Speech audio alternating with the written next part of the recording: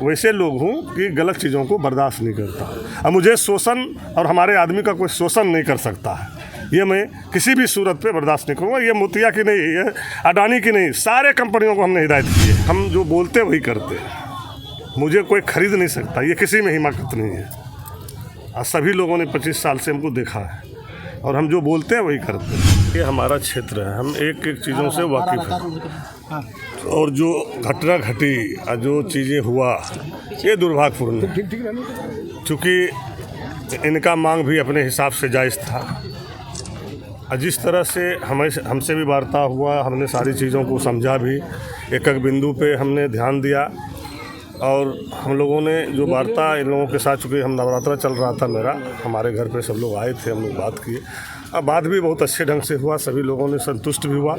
और हम बोले कि थोड़ा सा खाली 8-9 दिन दम मारिए भाई, क्योंकि पूजा पाठ में है, व्रत में, लेकिन फिर भी इस पूजा में भी हम आप लोगों के लिए हम रांची जाएंगे, हायर लेवल से बात करेंगे, क्योंकि हम यहाँ के लोकल जो अडानी का स्टाफ है इससे हम बात नहीं करते हैं। जब भी कुछ ऐसा मामला होता है या किसी को अधिकार दिलाने की बात हो या किसी का नौकरी भी दिलाने की बात हो तो हम हाई लेवल पे बात करते हैं।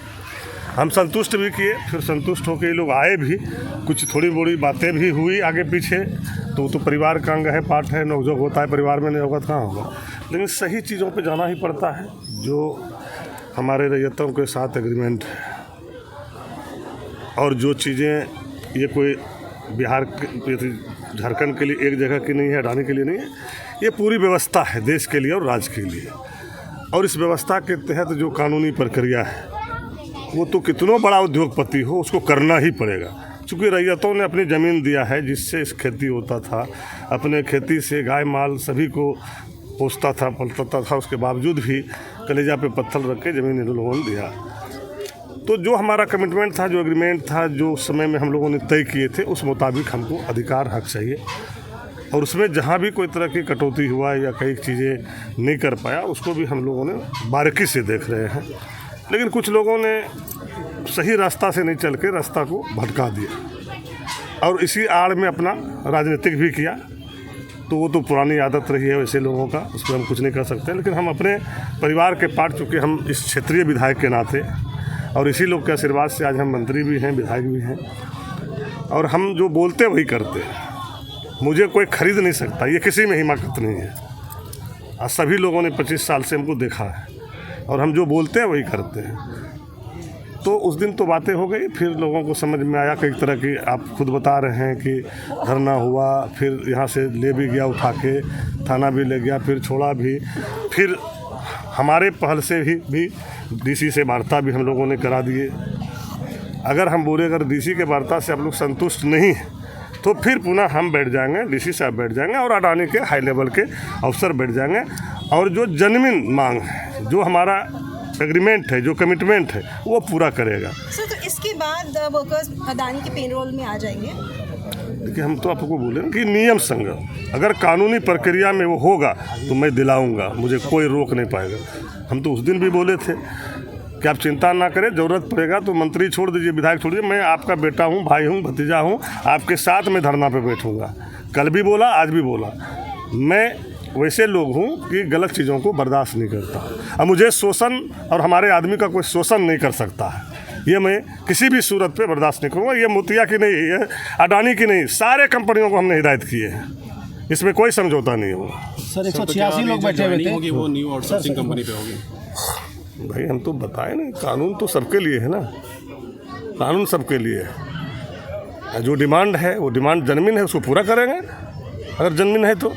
इसी लेकर हाई लेवल मीटिंग होगा कि 5 किसान भी हमारा रहेगा, खुद हम रहेंगे, डीसी रहेगा और अडानी का जो बड़े लेवल के हाई लेवल के पदाधिकारी हैं वो रहेगा। सर 186 लोग धरना पर बैठे थे और अब इसमें बस रैयत बच गए हैं, कई लोगों ने ज्वाइन भी यही तो सोचने का विषय था कि कहावत है ना, वो वही कहावत यहाँ लागू हो गया, रैयत का ज़मीन गया और मुआवजा दिलाने के रायताओं के साथ साथ बात होने लगा जनरल लोगों को कहाँ से देगा भाई।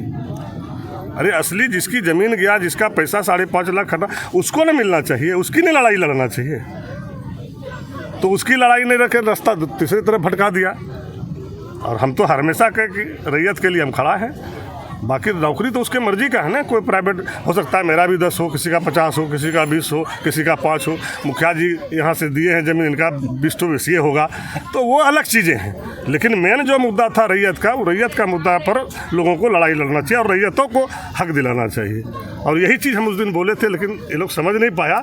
जब ये घटना घटते चले गई तब समझ में आया कि भाई रैयत लोग तो पीछे चला गया, जो जॉब कर रहा है वो लोग आगे आ गया। सर, सांसद जी ने कहा था कि जिस प्रकार से लोग विरोध कर रहे हैं, जिस तरह से जिंदल अपनी प्लांट बंद कर चली गई, अडानी भी प्लांट बंद कर। नहीं, आपको भी पता है जिंदल किस कारण से छोड़ के गया। हम ना सांसद जी की बात करेंगे, नहीं हम पड़ोसी गोतिया की बात करेंगे, हम अपनी बात करेंगे। क्योंकि मेरे क्षेत्र का समस्या है, हम अपने क्षेत्र के समस्या के लिए हम काफ़ी हैं। हम नहीं रहेंगे तब ना दूसरे जगह जाएगा, तो हम अपने मालिक के साथ हूँ और जहाँ ज़रूरत पड़ेगा मैं। सर, आपके आने के बाद मैडम का भी भावुक हो गई। सर, शिक्षा और स्वास्थ्य को लेकर अडानी ने बहुत दिन से चूँकि धरना प्रदर्शन पे थे और एक आशा था भैया जी का, तो क्योंकि वो नवरात्र में थे, आश्वासन उन्होंने पहले दिया था, लेकिन एक संकल्प लेके मन में बैठे थे कि चलिए भैया वहाँ देवी माँ का आराधना कर रहे हैं, हम लोग यहाँ अपना जो कर्म का पूजा है वो पूजा में लगे हैं। भैया फ्री होंगे तो हम लोग को ज़रूर आश्वासन मिलेगा। एक राजनीतिक मंच बन गया, ये मैं नहीं कह सकती। हम लोग सीधे साधे रैयत लोग हैं, उतना आगे के बारे में हम लोग नहीं सोचे थे। जो आए उनका स्वागत करती हूँ, जो सपोर्ट किए सबके लिए धन्यवाद करती हूँ। और मैं शुरू से बोली थी कि ये एक राजनीतिक मंच नहीं होना चाहिए।